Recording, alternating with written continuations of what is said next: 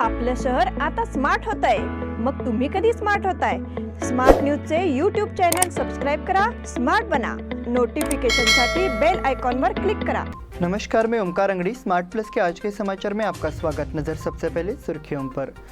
2 राज्यों के राज्यपालों ने की महत्वपूर्ण मुद्दों पर चर्चा। फडणवीस दंपति ने विठुराया की कार्तिकी महापूजा की।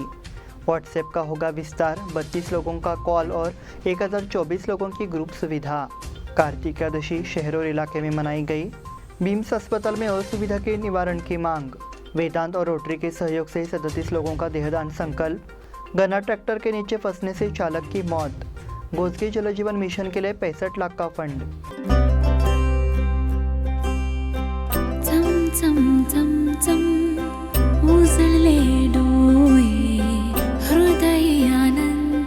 BS Channabasappa and Sons, the textile mall at Tilakwadi, Belagavi.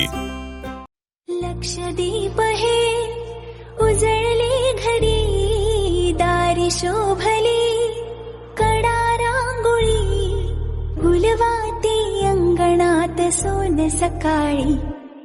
आली दिवाळी, आली दिवाळी, आली दिवाळी, आली दिवाळी, आली दिवाळी. अब समाचार विस्तार से। शुक्रवार को कोल्हापुर में महाराष्ट्र और कर्नाटक दोनों राज्यों के राज्यपालों की अहम बैठक हुई। कर्नाटक के राज्यपाल थवरचंद गहलोत और महाराष्ट्र के राज्यपाल भगत सिंह कोश्यारी के बीच अहम बैठक हुई। इस बैठक में विभिन्न मुद्दों पर चर्चा हुई। मुख्य रूप से दोनों राज्यों में आपसी समन्वय और विकास के मुद्दों पर चर्चा हुई। पर्यटन और औद्योगिक विकास पर भी चर्चा हुई। शिवाजी विश्वविद्यालय के सभागार में हुई इस बैठक में बेलगाम के साथ बीजापुर, गुलबर्गा, बीदर और कर्नाटक के अन्य जिलों के कलेक्टरों ने भाग लिया। महाराष्ट्र के कोल्हापुर, सांगली, सोलापुर, उस्मानाबाद और लातूर जिलों के कलेक्टर भी मौजूद थे। इससे पहले कर्नाटक राज्य के राज्यपाल थावरचंद गहलोत कोल्हापुर के महालक्ष्मी मंदिर गए और देवी के दर्शन किए। गहलोत दंपति को मंदिर समिति द्वारा सम्मानित किया गया। फडणवीस दंपति ने विठुराया की कार्तिकी महापूजा की। महाराष्ट्र के आराध्य देवता श्री विठ्ठल रुक्मिणी की कार्तिकी वारी के अवसर पर शासकीय महापूजा आयोजित की गई। उप मुख्यमंत्री देवेंद्र फडणवीस ने अपनी पत्नी अमृता फडणवीस के साथ पूजा की। चंद्रभागा के तट पर स्थित पंढरपुर में करोड़ों भक्तों ने विठुराया की कार्तिकी एकादशी मनाई। गुरुवार की रात श्री विठ्ठल रुक्मिणी की विधिवत महापूजा हुई। फडणवीस ने विठुराया के चरणों में राज्य में किसानों के संकट को दूर करने और राज्य को समृद्ध बनाने की प्रार्थना की। फडणवीस आषाढ़ी और कार्तिकी दोनों का सम्मान पाने वाले पहले राजकीय नेता बन गए हैं। व्हाट्सएप का होगा विस्तार। 32 लोगों का कॉल और 1024 लोगों की ग्रुप सुविधा। व्हाट्सएप जो हमारे दैनिक जीवन का अभिन्न अंग बन गया है, अब विस्तार करने जा रहा है और उपयोगकर्ताओं को अधिक सुविधाएं प्रदान करने जा रहा है। अब एक ही समय में 32 लोग वॉइस या वीडियो कॉल कर सकते हैं, जबकि 1024 सदस्य एक ग्रुप में हो सकते हैं। 2 GB तक की फाइल ट्रांसफ़र करना भी संभव होगा। व्हाट्सएप के मालिक मेटा के संस्थापक और CEO मार्क जुकरबर्ग ने फेसबुक के जरिए जानकारी दी। व्हाट्सएप पर एक नई सेवा समुदाय प्रदान की जाएगी और समूह और उपसमूह बनाना संभव होगा। साथ ही सोशल मीडिया के माध्यम से विभिन्न जनमत लेने की सुविधा भी प्रदान की जाएगी। नए बदलाव की घोषणा अप्रैल में ही की गई थी। अब इसका क्रियान्वयन शुरू हो गया है और अगले कुछ हफ्तों में ये सुविधाएं चरणबद्ध तरीके से सभी यूजर्स को उपलब्ध करा दी जाएंगी। कार्तिकी एकादशी शहर और इलाके में मनाई गई। शहर और आसपास के इलाकों में शुक्रवार को कार्तिकी एकादशी मनाई गई। इस मौके पर शहर के कई मंदिरों में विठ्ठल के नाम का जाप किया गया। एकादशी के अवसर पर विभिन्न धार्मिक कार्यक्रम भी आयोजित किए गए। इस कार्यक्रम में बड़ी संख्या में भक्तों ने भाग लिया। कार्तिकी एकादशी के अवसर पर व्रत रखने वाले नागरिकों की संख्या भी अधिक होती है, इसलिए बाजार में शकरकंद और आलू खरीदने को लेकर नागरिकों में उत्साह दिखा। वहीं देखने में आया कि उपभोक्ता केला और सेब जैसे फल भी खरीद रहे हैं। शहर के कई मंदिरों से भजन और कीर्तन कार्यक्रम हुए। बापट गली कार पार्किंग में श्री विठ्ठल रुक्माई मंदिर की ओर से विशेष कार्यक्रम आयोजित किया गया। साथ ही शाहपुर, वडगांव, अनगोल और तिलकवाड़ी इलाकों के मंदिरों में कार्यक्रम आयोजित किए गए। बीम्स अस्पताल में असुविधा के निवारण की मांग। ये दावा किया गया है कि बीम्स अस्पताल में सुधार के अभियान को गति मिली है। हालांकि अभी तक यहाँ की दिक्कतों को दूर नहीं किया गया है। ऐसे में यहाँ आने वाले मरीजों और उनके परिजनों को काफ़ी परेशानी का सामना करना पड़ रहा है। गंदगी के कारण मरीजों को परेशानी हो रही है। वही कर्मचारी खुद भी साफ सफाई की अनदेखी कर रहे हैं।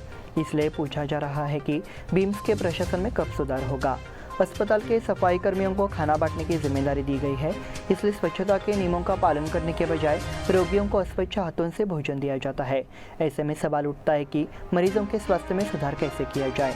इसी तरह नागरिकों का कहना है कि सुबह 9 बजे आने के बाद अस्पताल के डॉक्टर दोबारा नहीं मिल रहे हैं।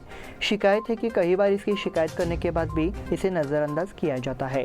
अस्पताल प्रशासन पहले भी कई बार यह सुधार की घोषणा कर चुका है, लेकिन हकीकत में कोई सुधार नहीं हो रहा है। ऐसी शिकायत मरीज और उनके रिश्तेदार कर रहे हैं। वेदांत और रोटरी के सहयोग से 37 लोगों का देहदान संकल्प। वेदांत फाउंडेशन और बेलगाम साउथ रोटरी क्लब इन संगठनों के माध्यम से 37 लोग एक साथ देहदान का संकल्प लेने जा रहे हैं। ये कार्यक्रम 11 नवंबर को सुबह 11 बजे JNMC में आयोजित किया गया है। इसके अलावा वेदांत फाउंडेशन के 32 सदस्य उन लोगों में शामिल हैं जिन्होंने अपना शरीर दान करने का संकल्प लिया है। वेदांत फाउंडेशन के अध्यक्ष सतीश पाटिल में कंगला के 5 छात्र भी शामिल है। शरीर दान करने वालों में संकल्प शिक्षकों की संख्या सबसे अधिक है, इसलिए उम्मीद की जा रही है कि ये शिक्षक भविष्य में शरीर दान के बारे में छात्रों में जागरूकता पैदा करेंगे। इन दोनों संगठनों ने KLE संस्थान के जवाहरलाल नेहरू मेडिकल कॉलेज के माध्यम से शरीर दान करने का फैसला किया है। चूँकि ये संकल्प 37 लोग एक साथ लेंगे, इसलिए इस पहल की विशेष सराहना हो रही है। गन्ना ट्रैक्टर के नीचे फंसने से चालक की मौत। निपानी तालुका में कारदगा भोज मार्ग पर एक दुर्घटना घटी, जिसमें गन्ने से लदा एक ट्रैक्टर पलट गया और चालक उसके पहिए के नीचे फंस गया, जिससे चालक की मौके पर ही मौत हो गई। बताया गया है कि हादसे में चालक 40 वर्षीय संतोष श्रीकांत खरात की मौत हो गई। हुनरगी गांव निवासी संतोष लठे गन्ने को पेराई के लिए जवाहर चीनी में ले जा रहा था। उसी समय कारदगा भोज रोड पर ट्रैक्टर से नियंत्रण खो बैठा और ट्रैक्टर पलट गया और वह पहिए के नीचे फंस गया और उसकी मौत हो गई।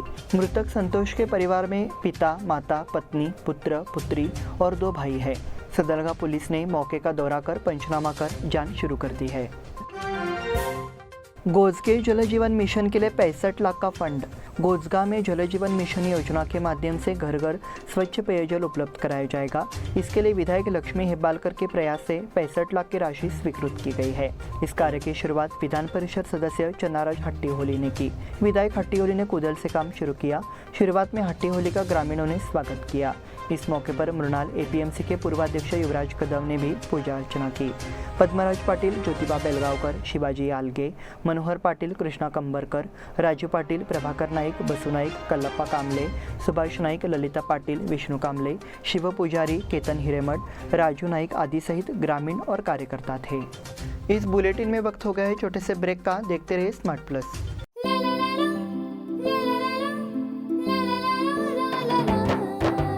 जले दीप अंगना में होगी रोशन दुनिया, पलकों तले छा जाए चांद तारों का साया।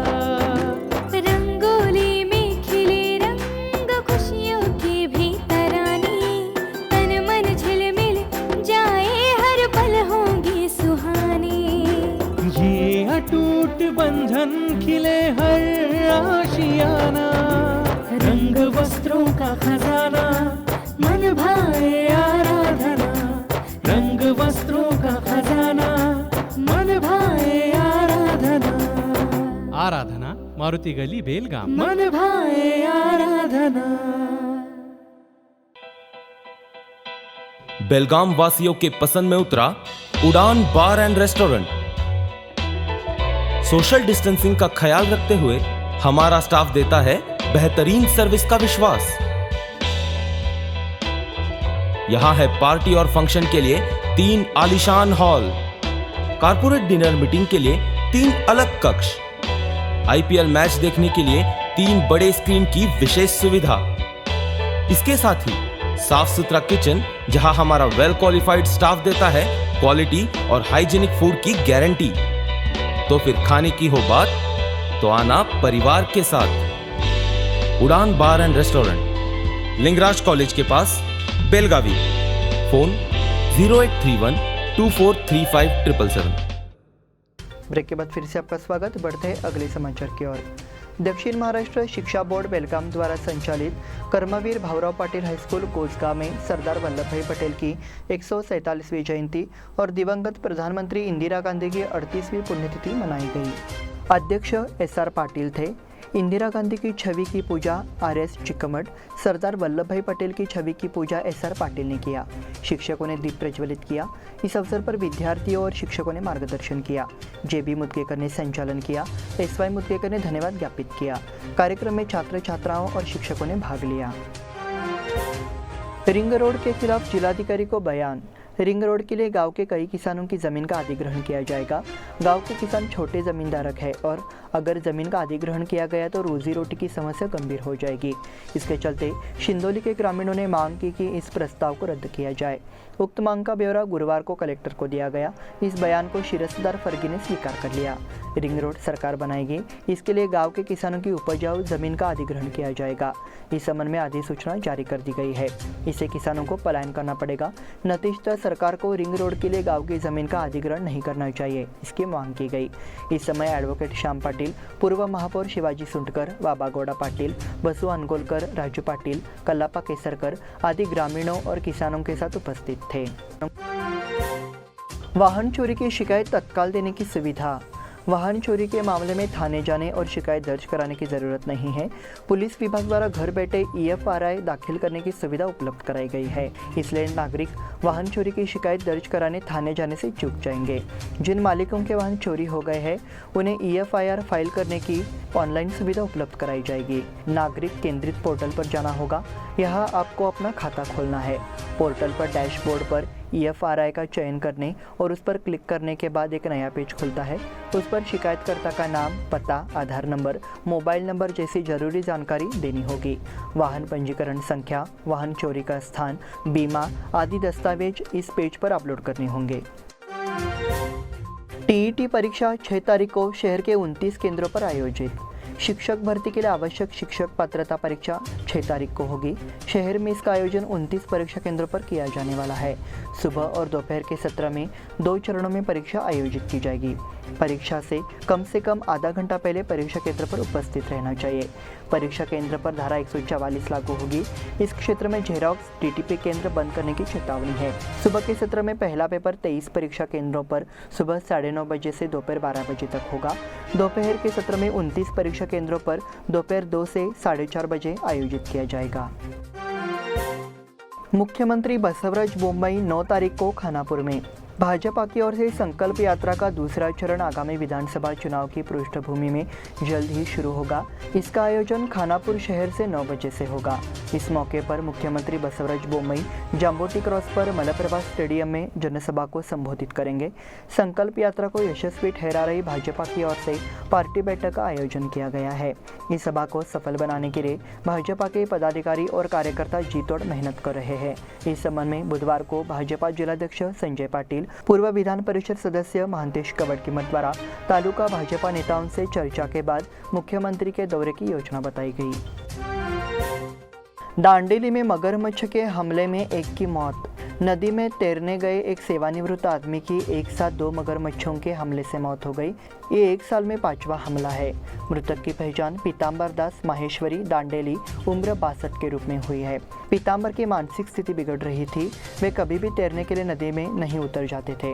गुरुवार की सुबह करीब 8:30 बजे ईश्वर मंदिर के पास नदी में नहाने उतर गए। करीब 200 फीट अंदर जाने के बाद 2 मगरमच्छों ने उन पर हमला किया और उन्हें पानी में खींच लिया। सुबह की सैर के लिए आए नागरिकों ने मगरमच्छों के हमले को देखा और पुलिस को घटना की सूचना दी। इसके बाद बचाव दल ने तत्काल कार्रवाई करते हुए 1 घंटे के भीतर पीताम्बर दास का शव बरामद किया। PSI किरण पाटिल के मार्गदर्शन में पुलिस जांच कर रही है। अखिल भारतीय विद्यार्थी परिषद की ओर से छात्रवृत्ति स्वीकृत करने की मांग।